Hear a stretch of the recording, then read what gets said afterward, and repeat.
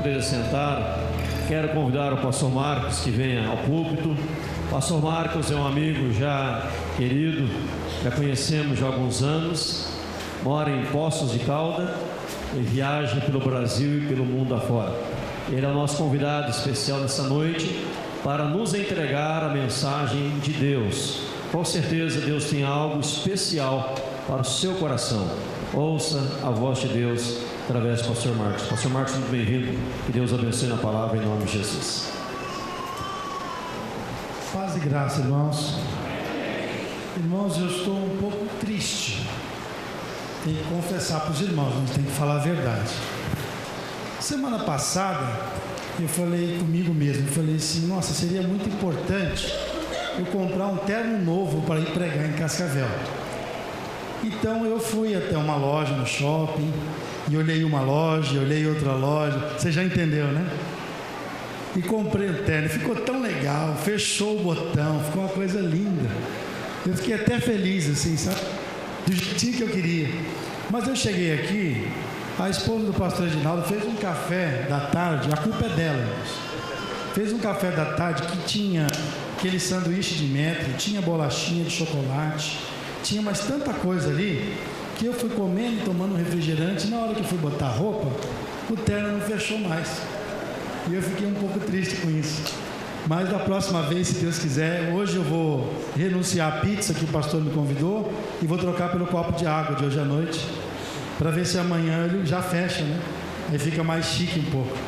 Mas brincadeiras à parte, irmãos, é um prazer estar com os irmãos aqui. Eu sou lá de Poços de Caldas, Minas Gerais. Quem já ouviu falar de Poços de Caldas aqui? Capital nacional da lua de mel. Se você não foi ainda, você é meu convidado a ir lá. E estando em Poços de Caldas, você passa os nossos escritórios e pegue um pote de doce de leite de presente. Quando você for em Poços, eu sou lá da igreja do pastor Edinaldo. Já está garantido lá o seu pote de doce de leite de Poços de Caldas. Sou mineiro, filho de mineiro, na realidade, nascido no interior de São Paulo, mas filho de mineiro com paulista. Então tenho sangue de mineiro, por isso aí estou vivendo, morando em Poços de Caldas. E a nossa empresa, que é a Gold Travel, é uma operadora de turismo especializada em Oriente Médio. Pastor, o senhor vem de passagem para outros lugares do mundo? O único lugar, a parte do Oriente Médio que nós trabalhamos é os Estados Unidos, que é um pacote que a gente tem para Disney, para a família cristã. Fora isso, só Egito, Israel, Grécia, Dubai e Jordânia e Turquia. É só o que operamos. Se você quiser comprar uma passagem aérea para viajar para o Nordeste, eu não a tenho. Se quiser, não, nenhum outro tipo de serviço. A nossa especialização é, de fato, o Oriente Médio. E a parte, esse Disney para a família cristã, que é com 3 dias em Nova York, duas noites em Miami e 6 noites em Orlando. É o nosso foco de trabalho. Israel com os países adjacentes e também os Estados Unidos é o nosso foco de trabalho. E os irmãos estão convidados a conhecer a nossa empresa através do site www.goldtravel.com.br. Gold de ouro, né? Porque Jerusalém é considerada a cidade dourada ou a cidade de ouro. Como o nosso foco principal é Israel, é Jerusalém, por isso Gold Travel, como alguns gostam de dizer. Então você está convidado a conhecer e também convidado a viajar conosco nessa caravana, a viagem dos sonhos.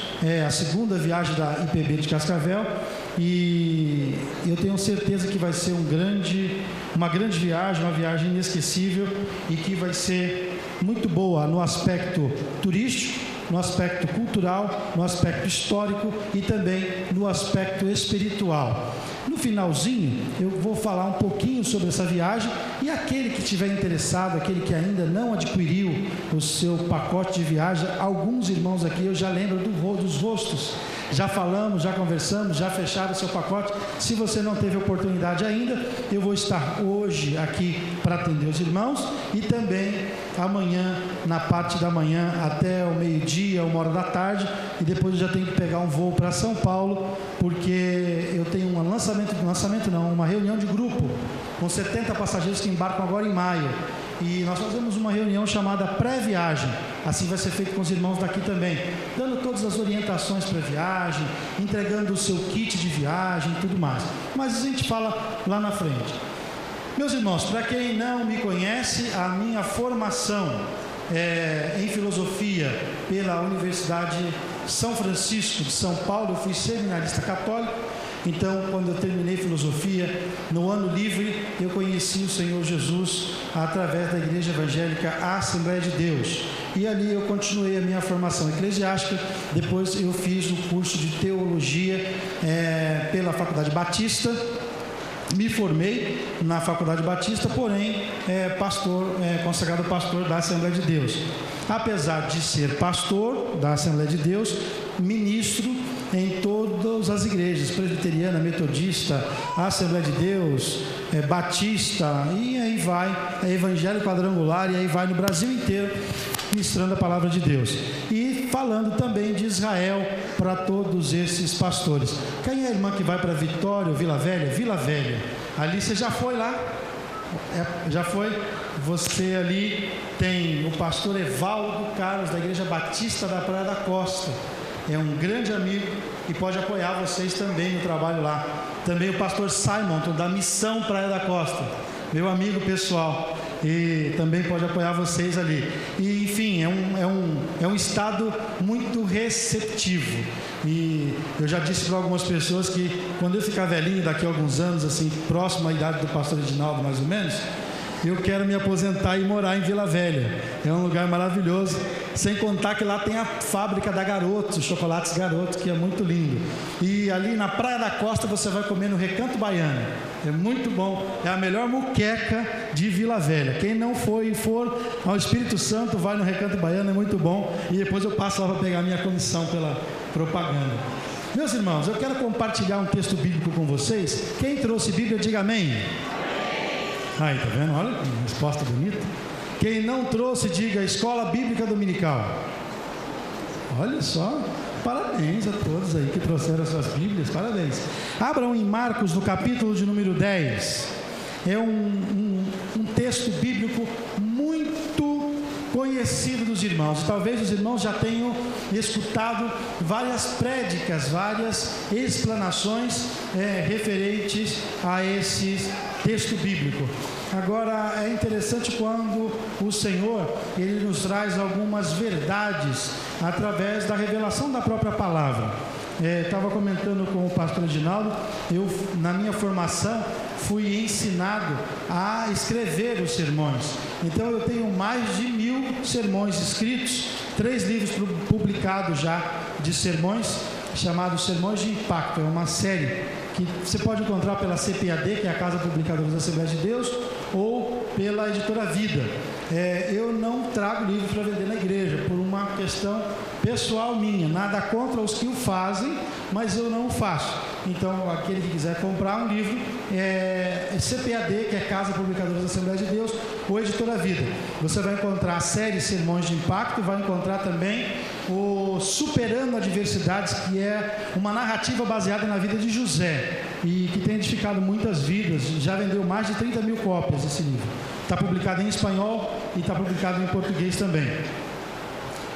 E é interessante que nós preparamos sempre os sermões para ministrar a igreja, mas o mais interessante é quando nós nos deixamos ao cuidado de Deus, porque Deus tem sempre uma coisa nova para nos ensinar. Então eu disse ao pastor que há 3 anos, de 3 anos para cá, eu deixei um pouco de escrever os sermões e passei então a estar mais na dimensão daquilo que Deus quer que se transmita à igreja, não só pelo aquilo que a gente estudou ou que preparou, mas pela direção do Espírito de Deus, pela direção da sua palavra. E eu quero compartilhar algumas revelações bíblicas nesses versículos da palavra de Deus. O título diz: a cura de um cego de Jericó. E a palavra diz assim: e foram para Jericó. Quando ele saía de Jericó, juntamente com seus discípulos e numerosa multidão, Bartimeu, cego, mendigo, filho de Timeu, estava sentado à beira do caminho. E, ouvindo que era Jesus, o Nazareno, pôs-se a clamar: Jesus, filho de Davi, tem compaixão de mim. e muitos o repreendiam para que se calasse, mas ele cada vez gritava mais: Filho de Davi, tem misericórdia de mim. Parou Jesus e disse: chamai-o. E chamaram. Então o cego disse-lhe, parou Jesus e disse: chamai-o. Chamaram então o cego, dizendo-lhe: tem bom ânimo, levanta-te, ele te chama. Lançando de si a capa, levantou-se de um salto e foi ter com Jesus. Perguntou-lhe Jesus: que queres que eu te faça? Respondeu o cego: mestre, que eu torne a ver. Então Jesus lhe disse: vai, a tua fé te salvou. E imediatamente tornou a ver e seguia Jesus estrada afora. Amém? Eu gosto muito de fazer uma alusão do texto bíblico, do que aconteceu de fato naquela época, no relato bíblico, e trazendo esse relato bíblico para os dias de hoje, para a nossa vida e para o nosso dia a dia. A cegueira de Bartimeu aqui é comparada hoje a uma cegueira espiritual que sobrevém sobre nossa vida. E como acontece isso, pastor? Bartimeu não era qualquer pessoa, porque quando a Bíblia se refere a uma pessoa da maneira que se refere a Bartimeu, dizendo Bartimeu, quer dizer que é filho de Timeu. Quando a Bíblia se refere a uma pessoa dizendo fulano, filho de Mengano, fulano, filho de Beltrano, está dizendo que esta pessoa pertence a uma família nobre, que essa pessoa não pertence a uma família comum e corrente da sociedade, mas pertence a uma família nobre. Então, por que Bartimeu fica cego? Porque ele não era cego de nascença, como já ouvi alguns pregadores erroneamente afirmarem que ele era um cego de nascença. E aonde é que eu entendo, pastor, que ele não era um cego de nascença? No versículo de número 51, o Senhor Jesus diz assim: perguntou-lhe Jesus: que queres que eu te faça? E respondeu o cego: mestre, que eu torne a ver. Que eu, em outras traduções, que eu recupere a vista. E ninguém recupera aquilo que não se havia perdido. Então Bartimeu não era cego de nascença. E por que Bartimeu, filho de uma família nobre, de uma família de posses, passa a estar cego e na beira do caminho?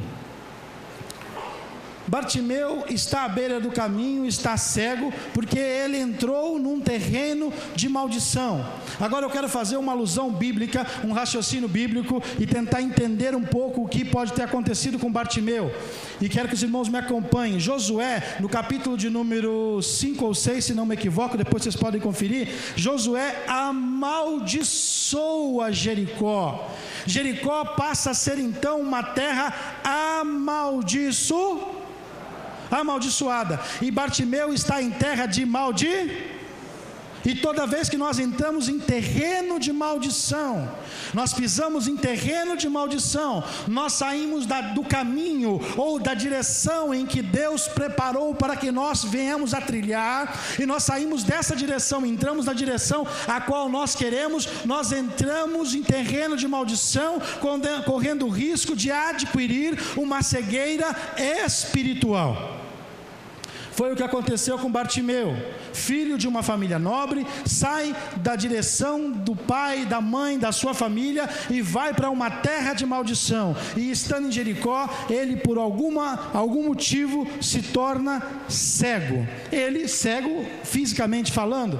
E nós muitas vezes deixamos e paramos de ter uma visão espiritual da nossa vida, e deixamos de ter uma visão espiritual com respeito às palavras de Deus, e deixamos de ter uma visão espiritual com respeito à nossa família, e deixamos de ter uma visão espiritual com respeito ao dinheiro e às propriedades e às posses que Deus nos dá, porque acabamos entrando num terreno de maldição. Um dos terrenos de maldição que nós entramos em nossa vida é o terreno da murmuração. Nós acabamos se tornando adeptos da murmuração ou da reclamação ou do questionamento, como alguns costumam dizer, e não olhamos mais o pastor como um servo de Deus, como um homem de Deus, ou não olhamos mais o irmão como um irmão ou uma irmã da congregação, da igreja, não olhamos mais a nossa família como um presente de Deus, e aí entramos no terreno perigoso da murmuração. E quando entramos no terreno perigoso da murmuração, nós começamos então a questionar e a reclamar sobre tudo que temos na nossa vida. Então a esposa já não é mais boa o suficiente, a paixão e o amor já não é tão grande como era no passado. Começas então se a questionar: por que casei com ela? Ou por que isso, ou por que aquilo, e então entra na reclamação: mas você não faz mais isso, mas você não diz mais aquilo. E a esposa também o mesmo para o marido, e aí entra no campo da cegueira espiritual dentro do relacionamento conjugal. E aí eu não consigo mais ver a minha esposa com os mesmos olhos que eu a vi no dia que eu me apaixonei, e que o coração quis sair pela boca, e que ficou disparado, e eu queria aquela mulher para o resto da minha vida do meu lado, e que estivesse ali como minha companheira. Mas as mazelas da vida, os problemas, as dificuldades vieram e foi me levando para o campo da murmuração. E quando eu entro no campo da murmuração, então eu entro também no campo da cegueira espiritual, e não consigo mais ver a esposa da maneira que eu a via, e não consigo mais ver o esposo da maneira que eu o via. Isso não acontece só com a esposa e com o esposo, isso passa a acontecer também com o relacionamento entre o filho e o pai, entre a mãe e a filha. O filho vai crescendo, e é interessante com que nós que somos pais, planejamos e queremos um futuro de prosperidade para o nosso filho, sim ou não? Um futuro de paz e de saúde para o nosso filho, sim ou não? E as coisas vão acontecendo, e parece que ele vai tomando um rumo diferente daquele rumo que nós planejamos para ele. E aí começam a vir as dissensões, começam a vir as discussões: ah, pai, você não entende nada. Pai, você é careta. Mãe, você está ultrapassada. E então começam a ter as discussões e as dissensões, e essas discussões e dissensões vão levando também ao terreno da reclamação, ao terreno da discórdia, ao terreno da falta de entendimento, ao terreno da falta de perdão e de perdoar, e começamos a entrar numa área muito perigosa. Porque então começamos a olhar para o filho apenas como um desobediente, ou o filho começa a olhar para o pai apenas como um pai que quer impor regras e limites, e acaba-se aquele brilho do carinho, do amor, da amizade, do companheirismo, e de estar lado a lado em qualquer situação. Então a coisa começa a se agravar. Eu entrei no campo da murmuração, da reclamação, eu entro no campo das dissensões e das discussões, e quando entramos nesse campo dentro do nosso lar, das dissensões e das discussões, nós entramos numa situação na nossa vida onde o diálogo já não é mais possível dentro do convívio familiar, onde não se pode mais trocar ideias sobre problemas e dificuldades que vêm acontecer, e isso vai nos deixando cegos espiritualmente. Já não conseguimos mais olhar para o filho, ou para a filha, ou para a esposa, ou para um parente com olhos pacíficos, ou com olhar de ternura. Sempre há um pé atrás, sempre há uma proteção de que alguma coisa negativa pode vir dali, ou algo negativo pode acontecer. Então começamos a nos afastar desse convívio, e o amor vai esfriando dentro do relacionamento, dentro do convívio. O amor vai esfriando com o marido, com a mulher, com os amigos, com os irmãos da igreja. O amor vai esfriando dentro das atividades que se cumpria na igreja, dentro das atividades que se desenvolvia na igreja, e aí entramos num perigo maior ainda. Entramos no automático. Já não vamos mais para a igreja para adorar, para glorificar, para bendizer ao Senhor. E o ministro de louvor vem e dá tudo de si, porque ele quer levar a congregação ao louvor e à adoração, mas já estamos no automático. Eu já não vou mais, eu cumpri aquele versículo bíblico que diz: alegrei-me quando me disseram vamos à casa do Senhor. Mas eu vou à igreja porque já virou um convívio social, eu estou envolvido. Se eu não for, o pastor vai cobrar. Se eu não for, eu estou envolvido na diaconia, ou estou envolvido em algum trabalho, eu preciso estar lá. mas o coração não está alegre, a vida não está alegre, o dia a dia está sendo doloroso, o convívio dentro de casa não está sendo fácil, porque entrou uma cegueira espiritual que não permite com que você vislumbre a sua família da forma que ela é, um presente de Deus. Não permite que você vislumbre o seu filho da maneira que ele é, herança de Deus para os pais. Não permite que você veja a tua esposa como ela é. A Bíblia diz que aquele que encontrou uma esposa encontrou o favor de Deus. Ela é o favor de Deus na sua vida. Não permite com que você a trate com o carinho, o respeito e a atenção que você dava outrora no começo do relacionamento. No começo do relacionamento é uma coisa maravilhosa, né? Até abre a porta do carro. Eu era diácono da igreja e algo muito interessante que eu observava o irmão que chegava com um Opala velho, e ele chegava e abria a porta, parava o carro, abria a porta do carro, fechava a porta, pegava na mão da esposa e os dois atravessavam do outro lado da rua e entravam ali. Eu achava aquela coisa mais linda. Eu falei, nossa, quando eu casar eu quero ser como esse moço aí que faz com a esposa dele. E foi passando um tempinho assim, um ano e pouquinho depois, ele progrediu na vida e comprou um Gol 0 km. E ele parou na porta da igreja com o Gol, desceu do carro, atravessou a rua, e a esposa descendo com dificuldade, pegando sacola e coisa que ela tinha atividade na igreja, desceu sozinha, e aí ela fechou a porta sozinha com toda aquela dificuldade, e ele de longe apertou o botão do alarme para travar a porta. Eu olhei aquilo e falei, mas está errado alguma coisa esse negócio. Aí no dia seguinte aconteceu a mesma coisa, e no terceiro dia eu fui falar com ele. Eu falei, meu irmão, deixa eu fazer uma pergunta para o irmão. Eu achava tão bonito, o irmão chegava aqui e abria a porta do carro para sua esposa, que coisa linda, ficava orgulhoso, dizia comigo, o dia que eu for casado eu vou fazer assim também. Por que o senhor parou de fazer isso aí? O senhor prosperou e parou? Ele falou, eu abri a porta do carro. Ele falou, você abriu a porta do carro sempre. Ele parou, pensou, falou, agora eu já sei, é porque o Opala não abria a porta pelo lado de dentro, então eu tinha que descer e abrir. Então ele não era gentil desde o princípio.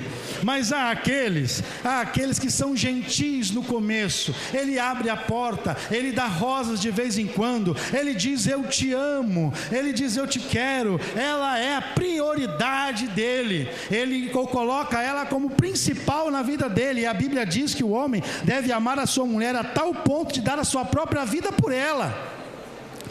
Mas infelizmente as mazelas da vida, os problemas e as dificuldades e os tropeços, erros e acertos que cometemos, porque todos nós erramos e acertamos, sim ou não? Fazem com que nós vamos entrando num terreno perigoso, no terreno em que o diálogo deixa de existir, o perdão deixa de existir, e às vezes é só um pedido de desculpa, e às vezes nem pedimos desculpa, e isso vai nos tornando cegos espiritualmente. Por que espiritualmente, pastor? O senhor está falando de sentimento, de relacionamento familiar, mas meu irmão e minha irmã, eu quero trazer uma verdade para você aqui. O mundo espiritual, ele é real, e ele reflete na nossa família, ele reflete nos nossos negócios, ele reflete no nosso ministério, ele reflete no nosso trabalho, ele reflete na nossa saúde, ele reflete em cada área da nossa vida.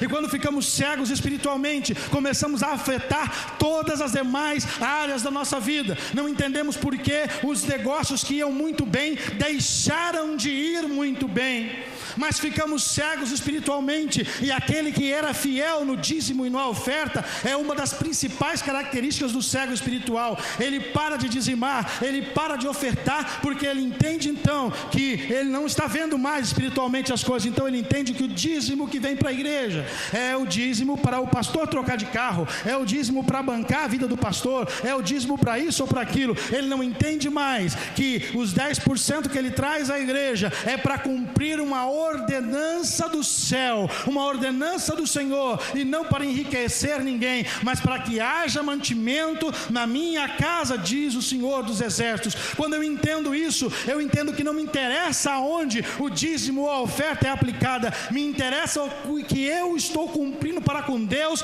aquilo que as Sagradas Escrituras me diz. E vão sendo vários os terrenos em que nós vamos entrando e vamos criando dificuldade para nós mesmos, na nossa própria saúde. Quando nós deixamos de ver as coisas de uma forma espiritual então nós entendemos que tudo aquilo é de forma racional. Nós deixamos de perdoar. E ao deixar de perdoar, além de criar o distanciamento dentro do relacionamento familiar, também eu começo a criar dentro do meu coração raízes de amargura. E Paulo diz: não tenhais raiz de amargura, mas entranhas de misericórdia. Mas então começa a entrar a raiz de amargura, e eu começo então a não perdoar, e começo então a ficar duro de coração, e começo a ficar então duro comigo mesmo, e duro com a minha família, e duro nos relacionamentos. Já começo a ser uma pessoa difícil de lidar. Então antes a família ficava ansiosa esperando a hora do papai chegar, e agora a hora que o papai está chegando, a mamãe tem que dizer assim: corre tomar banho que teu pai está chegando, vai se arrumar porque teu pai está vindo aí, desliga essa televisão, para com esse videogame que o homem está bravo hoje. E o homem, na hora de voltar para casa, em vez de pensar: eu vou para o meu lar e encontrar com as pessoas que eu amo, encontrar com os meus filhos, gastar um tempo com eles, estar com eles, com os meus filhos, com a minha querida esposa, ele começa a pensar: meu Deus, eu acho que eu vou ficar fazendo uma hora extra hoje, porque não estou a fim de voltar para aquela casa agora. Eu vou voltar lá, é criança chorando, é coisa fora do lugar, é minha mulher reclamando disso ou daquilo. Eu vou ficar mais um pouco na empresa, eu vou ficar mais um pouco fora de casa, eu vou falar um pouco com os amigos, para chegar um pouco mais tarde, porque aí já está todo mundo dormindo, eu tomo meu banho e ninguém vai me incomodar. O nosso lar tem que ser o melhor lugar do mundo para se estar. Quando nós estamos terminando o nosso trabalho, as nossas responsabilidades, o nosso coração deve estar ansioso para voltar para casa, deve estar ansioso para chegar em casa, porque era o melhor lugar do mundo para se estar. Só que quando nós entramos na cegueira espiritual, nós entramos naquela de não querer dar o braço a torcer. Tem alguém que é assim? Que não gosta de dar o braço a torcer? Os homens são muito assim, as mulheres não. Uma certa vez, um casal discutiu, e aí o homem foi trabalhar, e ele ficou o dia inteiro fora, não ligou, não falou, e ela ficou esperando, ansiosa: por que eu fui brigar com ele? Nossa, mas eu sou tão tonta, ele é tão bacana comigo, é carinhoso, tem os seus defeitos sim, mas quem não tem defeito? Ela ficou pensando com ela: puxa vida, ele é tão bonito, ele é tão cheiroso, quando ele chegar eu vou dar um beijo nele, quando ele chegar eu vou dar um carinho nele e tal. E aí ela ficou ali na janela esperando a hora dele chegar, e quando ele começou a vir lá ao longe caminhando, então ela observou e falou com ela: olha que lindo que ele é, olha como é que ele, até os passos dele era bonito, como ele caminha bonito, nossa, ai meu Deus, isso é um pão que Deus me deu, e toda contente. Mas quando ele vai chegando mais próximo a ele aí, ele está chegando, ele está achando que vai ficar barato assim? Não, não vai ficar barato, deixa ele, a hora que ele chegar eu vou falar bem dura com ele, ela já engrossou. Por quê? Porque não quis dar o braço a torcer. Mas é só esse caso, as mulheres não fazem isso, são os homens que fazem esse tipo de coisa. Mas é um terreno perigoso, não dar o braço a torcer é um terreno perigoso, porque começam a entrar outras coisas no meio disso. É uma falta de perdão, é não dar o braço a torcer, é não concordar, é não voltar atrás, é não reconhecer o erro, e isso vai causando um esgotamento dentro do relacionamento familiar e conjugal, e isso vai cegando a nossa vida de um aspecto geral. Nós não conseguimos mais vislumbrar os negócios como os vislumbravam antigamente, já não conseguimos mais vislumbrar a família como fazíamos antigamente, já não conseguimos mais dar atenção à família como dávamos antigamente. E a Bíblia diz que Bartimeu está à beira fazendo o quê? Pedindo esmola, mendigando. Bartimeu está à beira do caminho mendigando, pedindo esmola. Ele está cego, fisicamente falando, então ele precisa pedir esmola para viver. E muitas vezes nós, na casa do Pai, viemos dependendo de migalhas. Ouvimos testemunhos, ouvimos relatos de milagres e de obras do Espírito Santo e de cumprimento da palavra de Deus, das promessas de Deus na vida do fulano, na vida do ciclano, na vida do mengano. E sabe qual é a nossa visão? Porque estamos cegos espiritualmente. Deus já não olha mais para mim, Deus atende esse aí, Deus atende aquela lá, mas ele já não atende mais. Então começamos a deixar de orar também, a deixar de jejuar também, a deixar de ler a palavra também, porque afinal Deus não me entende mais, Deus não me ouve mais, Deus não me atende mais, porque estamos cegos espiritualmente e não conseguimos ver as mãos de Deus estendidas todos os dias sobre a nossa vida, nos cuidando, nos protegendo, nos livrando, nos guardando, para que não nos tropecemos, para que não acabemos com as nossas vidas. Lamentações de Jeremias diz que as misericórdias do Senhor são eternas e se renovam a cada manhã, e são as razões de nós não sermos consumidos. E o simples fato de você acordar vivo no outro dia significa que a misericórdia de Deus está manifestada sobre a sua vida, sobre a minha vida, e que há uma oportunidade de um novo dia para conquistar, para ganhar, para amar, para evangelizar, para cumprir o seu ID, para dizimar, para ofertar, para fazer a sua vontade, para fazer a sua obra crescer, e para ser próspero, e para receber o milagre de Deus, e para receber o cumprimento da palavra de Deus na nossa vida. Mas muitas vezes, pela cegueira espiritual, ficamos na condição de mendigo espiritual, ficamos na condição de mendigo dentro da própria casa de Deus, querendo comer das migalhas, sendo que Deus nos convida para participar do banquete e sermos abençoados em todas as áreas da nossa vida, porque o Senhor Jesus disse: eu vim para que tenham vida e a tenham com abundância. É essa vida que Deus quer nos propor a mim e a você. Mas para isso nós precisamos sair desse terreno de maldição que entramos por problemas, mazelas da vida, dificuldades, encontros e desencontros, ilusões e desilusões que passam na vida de todos nós. Quem nunca um dia não se desiludiu? Quem nunca um dia não se decepcionou? Quem nunca um dia não se feriu? Todos nós passamos por situações adversas, todos nós passamos por dificuldades, cada um em seu grau, cada um em seu momento da vida, cada um em uma área específica da vida.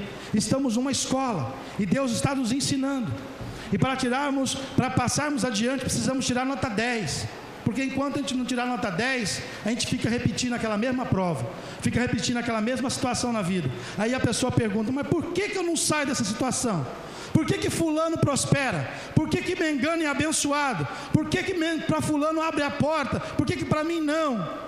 A cegueira espiritual não permite eu entender que eu estou na escola, e que Deus está me preparando, e que eu preciso tirar nota 10, eu preciso melhorar, eu preciso crescer como homem e mulher de Deus, para eu receber a bênção tão sonhada, aquilo que tanto eu espero e eu desejo no meu coração, para eu deixar de mendigar espiritualmente falando. Ah, Senhor, eu queria tanto isso ou aquilo na minha vida, mas se não der qualquer coisa tá bom. A Bíblia não diz isso. A Bíblia diz que Ele vai fazer muito mais, abundantemente, além daquilo que pedimos ou pensamos, segundo o seu poder que em nós opera.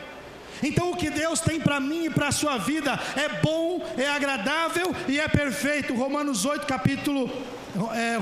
capítulo 8, versículo 12, verdade. Romanos 12, versículo 2: e não vos conformeis com este mundo, mas transformados pela renovação da vossa mente, para que experimenteis a boa, agradável e perfeita vontade de Deus. Meu querido irmão e minha querida irmã, eu quero te dizer que Deus tem para mim e para a sua vida uma vontade que é boa, que é agradável e que é perfeita, mas a cegueira espiritual não nos permite entender a vontade, o projeto e os planos de Deus para a nossa vida. E por isso muitas vezes começamos a nos portar como mendigo espiritual à beira do caminho, esperando que alguma coisa aconteça.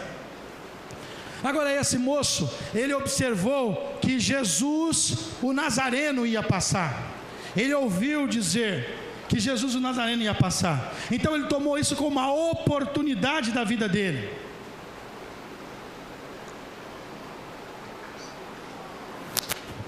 E ouvi, versículo 47, ouvindo que era Jesus o Nazareno, pôs-se a clamar, Jesus, filho de Davi, tem misericórdia de mim.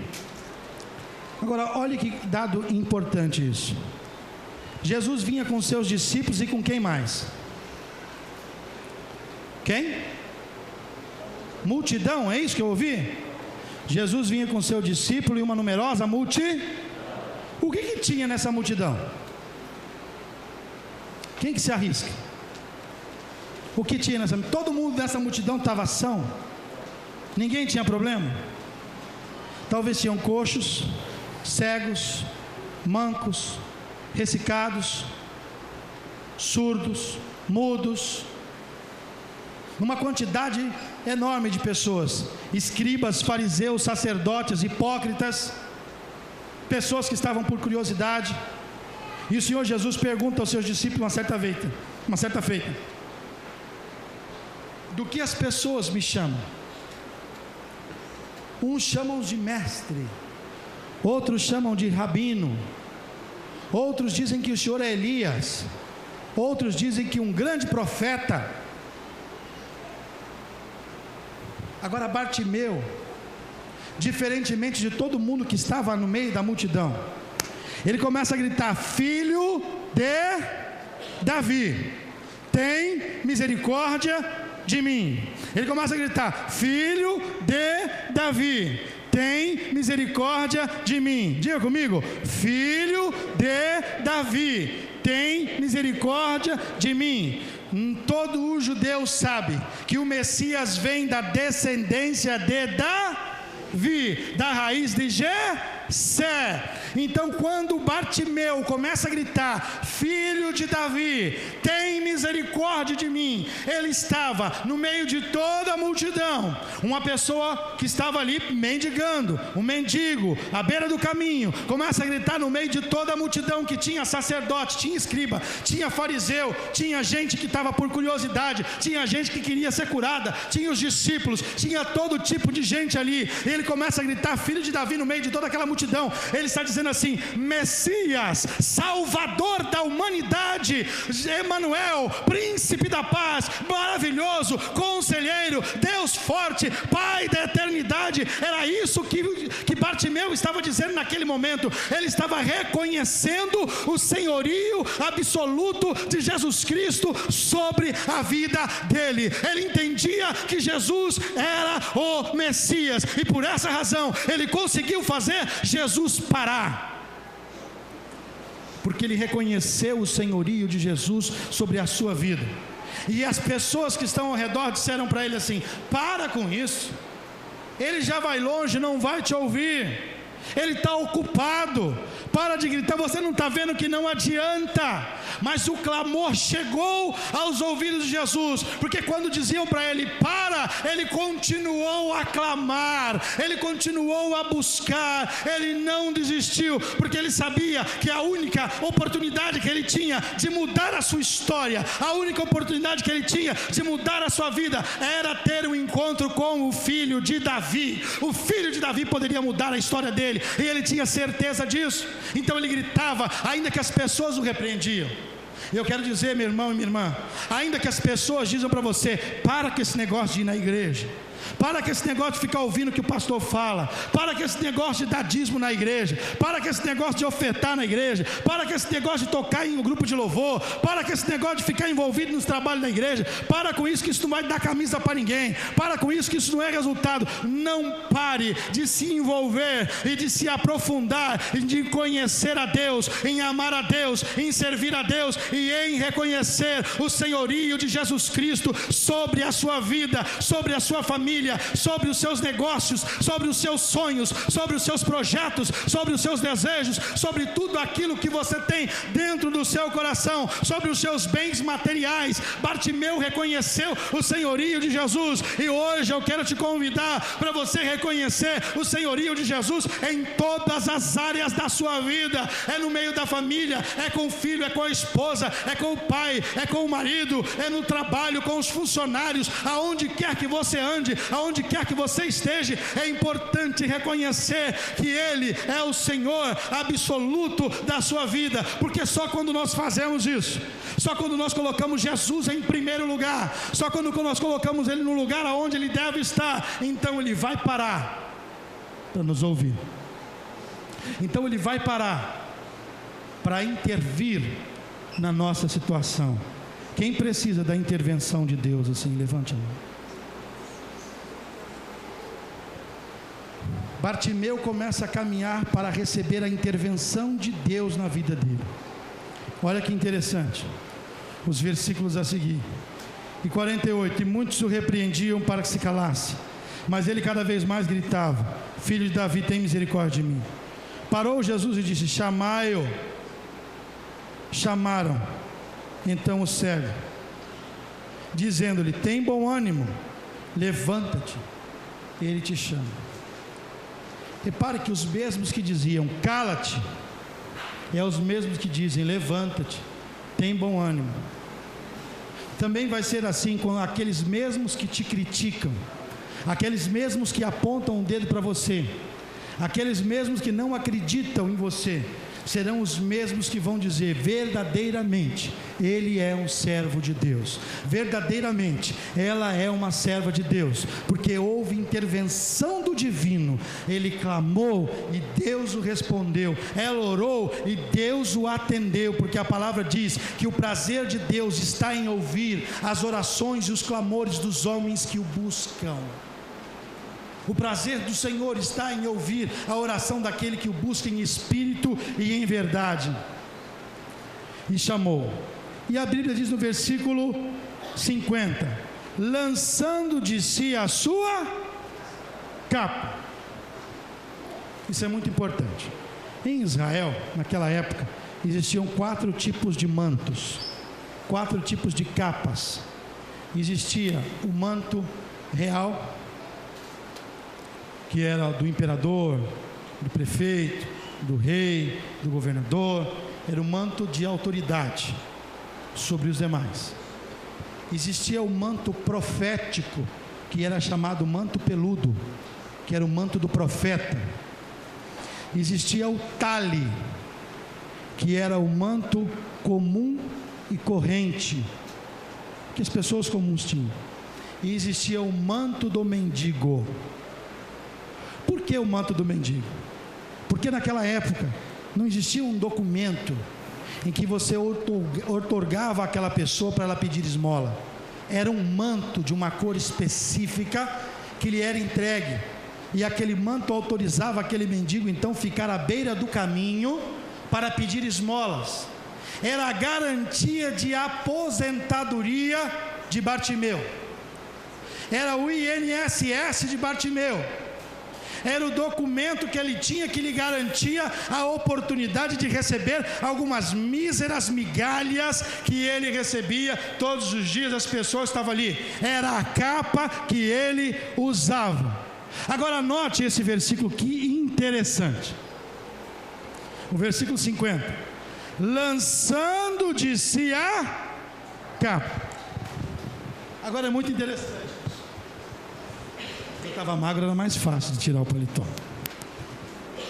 Olha que interessante isso. Ele clamou, ele insistiu, ele gritou para que Jesus o ouvisse. Jesus o ouviu. Então quando Jesus o escuta, a primeira atitude dele, disseram para ele: vem, porque o mestre te chama, tem bom ânimo. A primeira atitude dele foi o quê? Ele lançou a capa. Ele tirou a capa e lançou a capa. Sabe o que Bartimeu fez ali? Foi um ato de fé, foi uma atitude de fé tremenda, porque quando ele lançou aquela capa, ele estava dizendo: eu não preciso mais ser mendigo, eu não preciso mais depender de migalhas, eu não preciso mais pedir esmola. Ele não estava vendo ainda, ele não estava enxergando ainda, ele não ainda havia recebido o milagre, mas ele tomou uma decisão: eu vou encontrar com o Deus dos deuses, Senhor dos senhores, eu vou encontrar com a raiz de Davi, eu vou encontrar com o filho de Davi, eu vou encontrar com o Messias, com o Salvador, com Jesus de Nazaré. Ele vai me tocar, ele vai mudar a minha vida. Então ele salta e lança a sua capa, e quem sabe algumas moedas que tinha ali já, que ele já tinha recebido. mas ele nem olhou para trás. A Bíblia diz que ele salta, lançando de si a capa, levantou-se de um salto e foi ter com Jesus. Ele não perdeu a oportunidade. E quantas vezes Deus nos chama, e quantas vezes Deus nos chama ao compromisso real com Ele, a uma entrega real de todas as áreas de nossa vida nas mãos dEle. E não, pastor, mas eu sou crente desde que eu nasci, eu sou da Assembleia de Deus, eu sou da Batista, eu sou da Presbiteriana desde que eu nasci. Meu irmão querido e minha irmã querida, não importa estarmos dentro de 4 paredes, não importa participarmos dos trabalhos da igreja, o mais importante é a entrega total, absoluta do nosso corpo, alma e espírito aos cuidados do Senhor, porque quando eu estou nessa dimensão, eu permito que o Espírito de Deus, Ele conduza a minha vida, Ele direcione a minha vida por pastos verdejantes e por águas tranquilas. Sabe o que significa isso?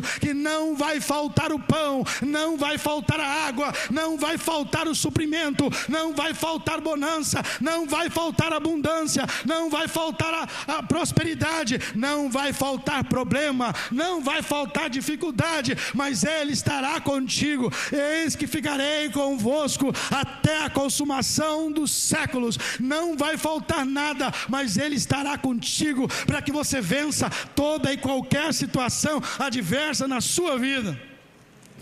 Bartimeu tomou essa atitude e foi ter com Jesus. E Jesus perguntou: que queres que eu te faça? E ele respondeu: mestre, que eu torne a ver. Fique de pé em nome de Jesus, por favor.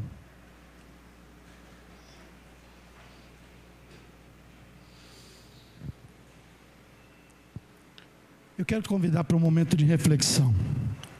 Feche os teus olhos. Será que você perdeu alguma coisa na sua vida? Alguma coisa que você acha que talvez não tenha mais recuperação? Algo que você acha que talvez não tenha mais solução? Mas Lucas capítulo 1, versículo 37 diz que para Deus nada é impossível. Não existe impossível nessa terra para Deus. Não existe coisa tremenda nessa terra que Deus não possa fazer e não possa realizar. Não existe. Aí eu quero que você chegue ao momento de reflexão. Como está a vida lá na sua casa? Como está a vida lá no seu trabalho? Como vão os negócios? Eu quero que você chegue a esse momento de reflexão. O pessoal do louvor puder ajudar aqui. Eu quero que você reflita. É o momento de falar com Deus. Esquece um pouquinho o irmão que está do lado, a irmã, o pessoal do louvor que está vindo à frente. Esquece isso. Fale com Deus. Apresente a tua casa, apresente a tua morada, apresente o teu negócio, o teu trabalho, apresente o teu coração, o teu sentimento, as tuas ideias, os teus projetos. E talvez a noite tenha chegado na sua vida.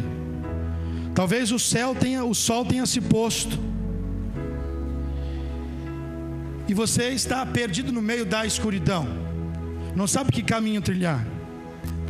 Mas existe um Deus que nos guia em meio à escuridão. Existe um Deus que nos guia mesmo quando nós estamos cegos, que nós não conseguimos ver ou vislumbrar os seus projetos tão grandes que são para as nossas vidas. Mas quando nós simplesmente reconhecemos o senhorio absoluto de Jesus Cristo na nossa vida, quando nós permitimos que Ele seja o Senhor de fato, de verdade, de direito na nossa vida, em todas as áreas da nossa vida, quando nós pensamos antes de abrir a nossa boca para falar com a nossa companheira e entender que ela é um presente de Deus, aleluia. Quando nós entendemos que quando nós vamos falar com o nosso filho, nós temos que repreender com amor, com autoridade, mas com amor que vem do céu, com amor que vem de Deus, porque ele é a herança de Deus para os pais. quando nós reconhecemos que o trabalho que nós temos foi Deus quem nos deu, e que nós temos que trabalhar e desenvolver o nosso trabalho como se estivéssemos fazendo para o Senhor, porque é assim que diz as Sagradas Escrituras. Nós vamos dar o nosso melhor, e não vai ter como o homem, por mais duro que ele seja, não ver que há algo diferente em nós. Porque até o juiz Inico foi tocado para atender uma mulher pela sua perseverança e insistência. Então, quando eu sou perseverante em servir a Deus, quando eu sou perseverante em servi-lo através da sua palavra, quando eu sou perseverante em acreditar, não importando a circunstância, quando eu estou disposto a louvar, mesmo estando dentro da cárcere, como o apóstolo Paulo cantava e orava com o seu companheiro, mesmo a situação estando adversa, eu tiver a capacidade de reconhecer o seu senhorio na nossa vida, na minha vida, eu então vou entrar numa dimensão espiritual. As escamas vão sair dos meus olhos, e eu vou começar a enxergar o projeto genuíno de Deus para a nossa vida. E eu quero que você veja o plano de Deus na sua vida. Enquanto nós louvamos ao Senhor, eu quero que você ore a Deus, eu quero que você fale com Deus aí no seu lugar onde você está. Depois nós vamos orar juntos, mas eu quero que você faça uma análise da sua vida, faça uma análise da sua casa, faça uma análise do seu trabalho, da sua saúde, do seu ministério, de tudo que você tem feito até hoje. Fale com Deus enquanto adoramos ao Senhor.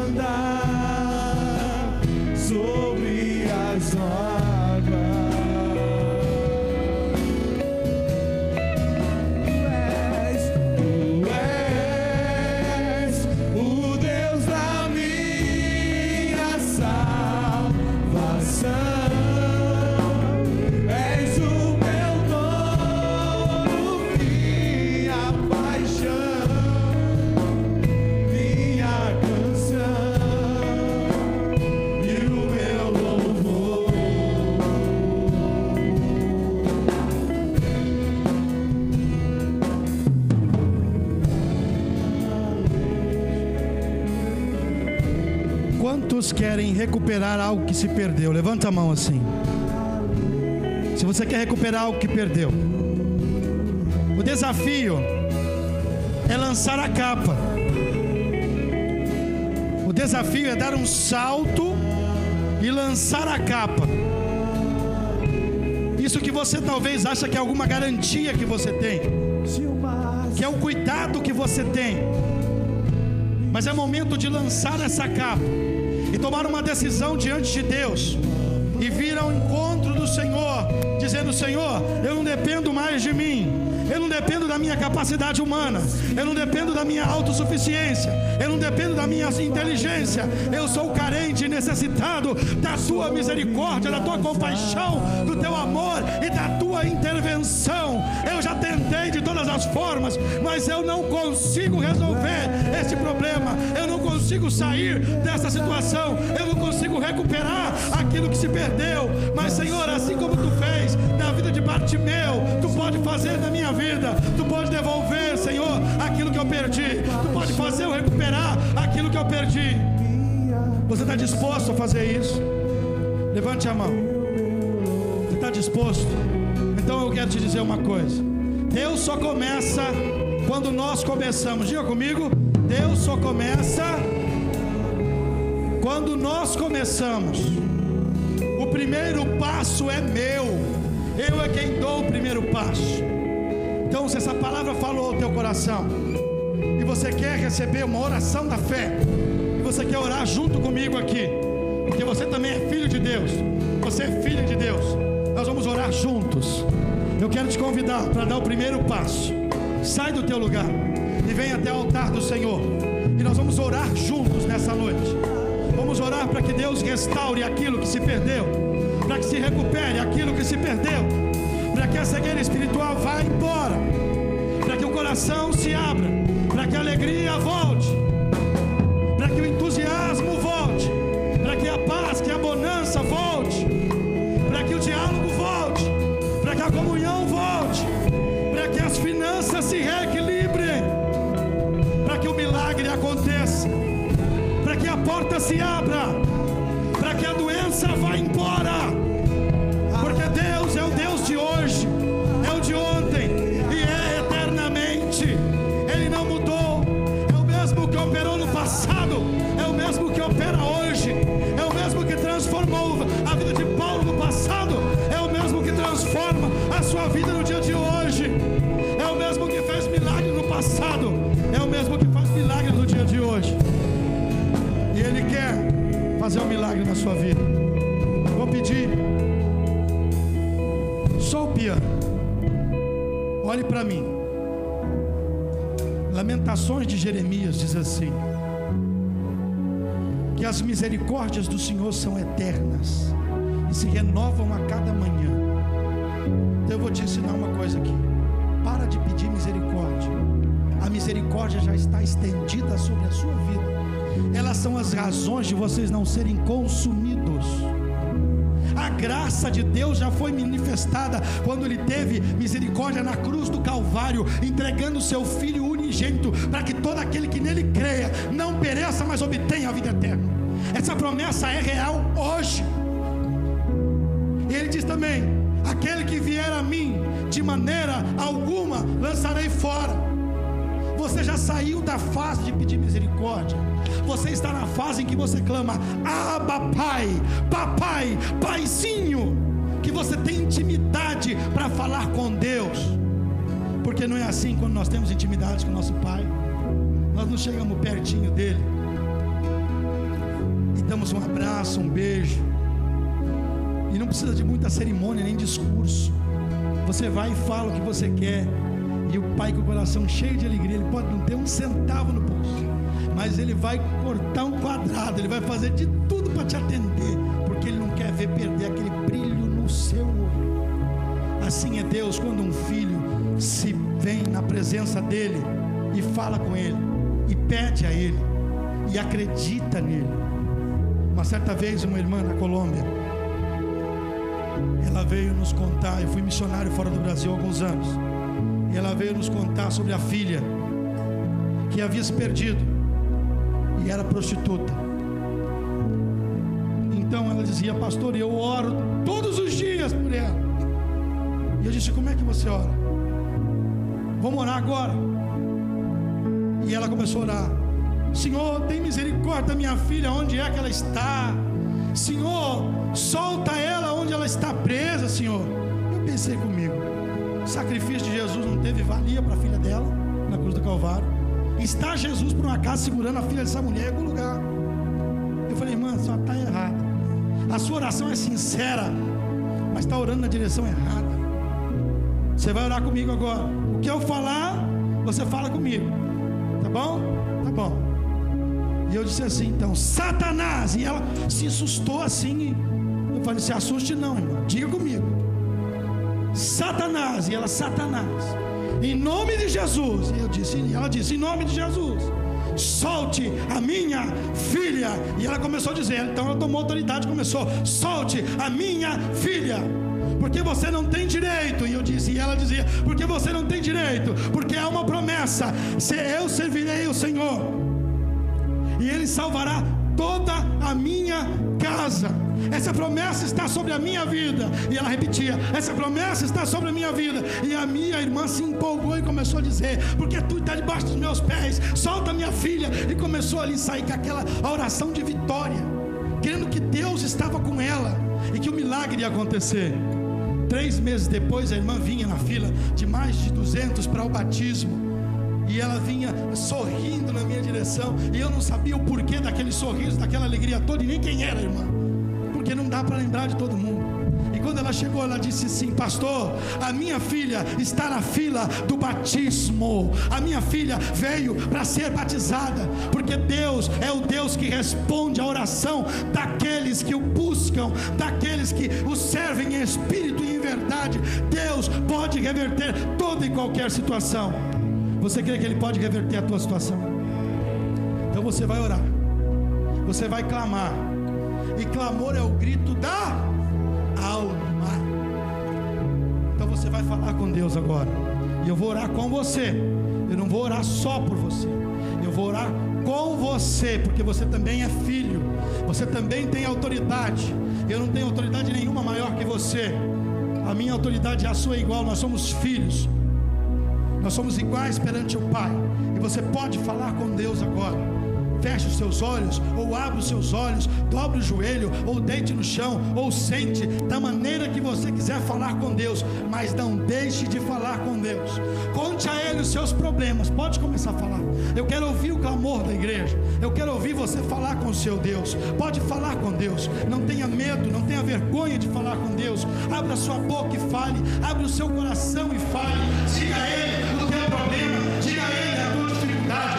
E confesse que Ele é o teu amigo, que Ele é a tua proteção, que Ele é o teu guia no meio da escuridão. Se o mar vir te submergir, Ele é o Deus que vai te tomar pela mão e não vai deixar com que você se afogue. Se a tempestade vier, Ele não vai permitir que o teu barco vire, que o teu barco naufrague. Ele está no controle. Entrega a tua família, entrega o teu negócio, entrega o teu sentimento, entrega o teu coração, entrega o teu noivado, entrega o teu namoro, entrega o teu filho, entrega o teu esposo, entrega a tua esposa, entrega a tua sogra, o teu sogro, o teu tio, a tua tia, a tua avó, a tua família. Entrega o teu cunhado, a tua cunhada, o teu irmão, a tua irmã, a tua prima. Entrega a família, entrega a família, entrega a família nas mãos de Deus nessa noite. Entrega a tua vida, entrega o teu negócio, entrega o teu dinheiro, entrega nesta noite nas mãos de Deus tudo aquilo que é seu.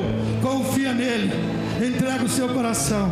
Senhor Deus e Pai de nosso Senhor e Salvador Jesus Cristo, aqui estão os teus filhos que vieram, Senhor, à tua frente, à frente do teu altar, porque ouviram a tua palavra e entende que essa palavra veio do teu coração para o coração deles. Ó Deus, em nome de Jesus, eu quero pedir que toda cegueira espiritual caia por terra agora em nome de Jesus. Toda escama espiritual nos olhos dos teus filhos, que impede eles de ver a tua bênção, que impede eles de ver a tua vontade, que impede eles de ver o teu projeto, que impede eles de ver os teus olhos acampados ao redor deles, que impede eles de ver a tua proteção, que impede eles de ver o teu amor, que impede eles de ver o teu cuidado, que impede eles de ver a tua bênção, que impede eles de ver o teu milagre, que impede eles de ver a tua presença na vida deles, que impede eles de ver o teu livramento. Ó Deus, em nome de Jesus, que a cegueira espiritual vai embora agora, e que os teus filhos possam ver o teu cuidado, ver a tua mão agindo sobre eles, ver o teu milagre, ver a resposta de oração. Ó Pai, em nome de Jesus, toca no coração do teu filho, toca no coração da tua filha, abençoa o teu filho, abençoa a tua filha, abre a porta para ele, abre a porta para ela, e que ele possa recuperar aquilo que se perdeu, ele possa recuperar a alegria, ele possa recuperar o entusiasmo, ele possa recuperar a fé, ele possa recuperar a esperança, ele possa recuperar o casamento, ele possa recuperar o noivado, ele possa recuperar o namoro, ele possa recuperar o emprego, ele possa recuperar aquilo que se perdeu, ele possa recuperar o dinheiro, ele possa recuperar, Senhor, a direção do teu Espírito, em o nome de Jesus, ele possa recuperar a saúde, em nome de Jesus, em nome de Jesus, amém e amém.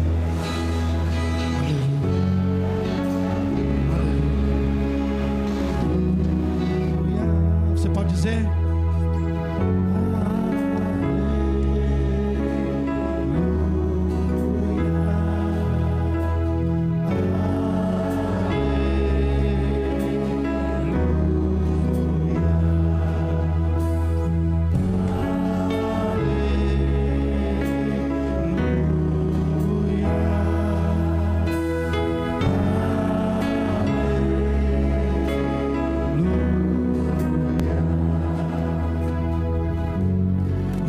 voltar para o seu lugar com a consciência de que Deus falou contigo, com a consciência de que algo mudou em sua vida hoje. Decisão. Decisões decidem destinos. Quando eu tomo uma decisão, após ouvir a palavra de Deus, vir à frente, receber a oração da fé e também orar, eu tomei uma decisão na minha vida. E quando eu tomo uma decisão na minha vida, eu tenho que ser firme naquele propósito, sim ou não? Porque se eu não sou firme, as coisas perecem. Eu preciso ser firme e determinado. Você tomou uma decisão hoje. Decisões decidem destinos. A única coisa que você não pode deixar de fazer na sua vida é decidir. Mesmo não decidindo, você está decidindo. Decidir não vir à frente, por exemplo, é uma decisão. Decidir não comprar ou não fazer nada é também uma decisão. Decidir ficar inerte é também uma decisão. Não tem como não decidir. E você tomou uma decisão hoje. E a partir do momento que você tomou essa decisão, o céu se alegra e o inferno entra em fúria. E não pense você que o diabo vai deixar de lutar contra mim e contra a sua vida. Efésios 6:10. Nossa luta não é contra a carne, nem contra o sangue, e sim contra os principados, potestades, príncipes das trevas e dominadores desse século nos lugares celestiais. Portanto, irmãos meus, revestivos de toda a armadura de Deus, para que podeis resistir o dia mau, e após haver feito tudo, permanecer firme. Medite em Efésios 6:10. Quero agradecer ao pastor Reginaldo pela oportunidade, agradecer esse conjunto maravilhoso de louvor e adoração. Deus abençoe vocês. E aquele que quiser viajar para Israel e conhecer em loco alguns relatos bíblicos, aonde aconteceram esses relatos bíblicos, quem quiser passar na Jordânia e conhecer o local real do batismo de Jesus, que é na Jordânia, quiser conhecer o Monte Nebo, aonde Moisés avistou a terra prometida com o povo, mas ele não pôde atravessar para o outro lado, mas Josué e Caleb atravessaram passando pelo Jordão, e nós vamos fazer esse mesmo caminho. Quiser conhecer o Vale de Jaboque, você vai conhecer, está lá na Jordânia. Nós vamos conhecer na Jordânia. E vindo para Israel, nós vamos conhecer o Mar Morto, nós vamos conhecer Belém, nós vamos conhecer Nazaré, nós vamos conhecer o Mar da Galileia, e vamos atravessar de barco no Mar da Galileia. E nessa travessia de barco, quem vai nos atravessar chama-se Daniel Camel. Daniel Camel é um judeu messiânico.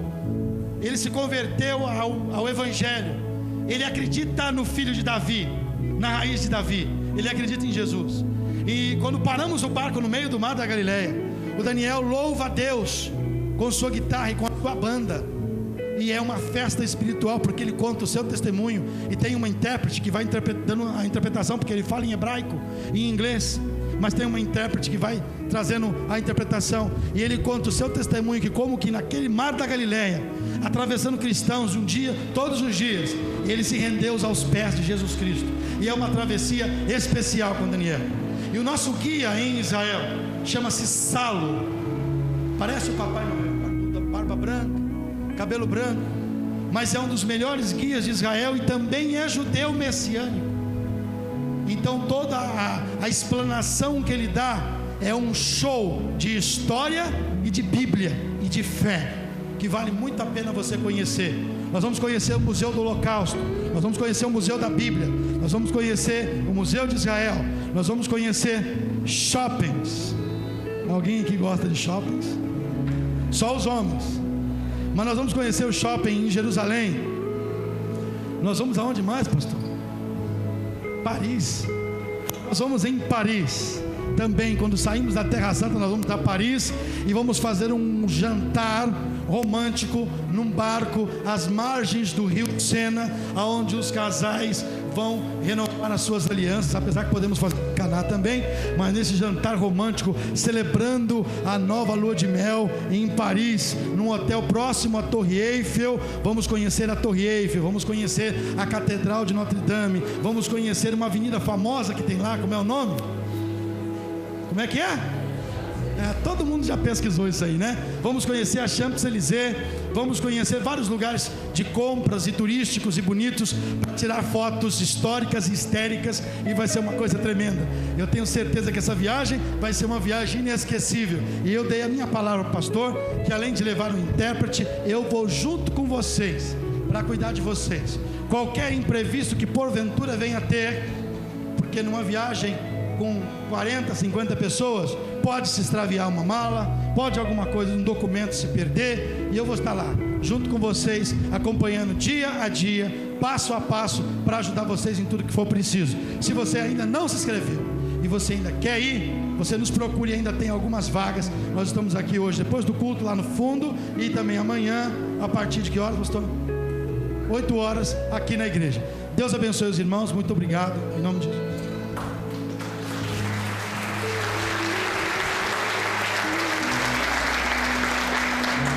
Amém, graças a Deus. Pastor Marcos, então, ele vai ficar aqui na frente, mesmo para quem quiser conversar com ele, ele estará aqui. E amanhã, a partir das 8 horas da manhã até o meio-dia, depois iremos almoçar, aí levarei o pastor Marcos ao aeroporto, que retoma para Campinas. Fiquemos em pé para receber a bênção apostólica em nome de Jesus.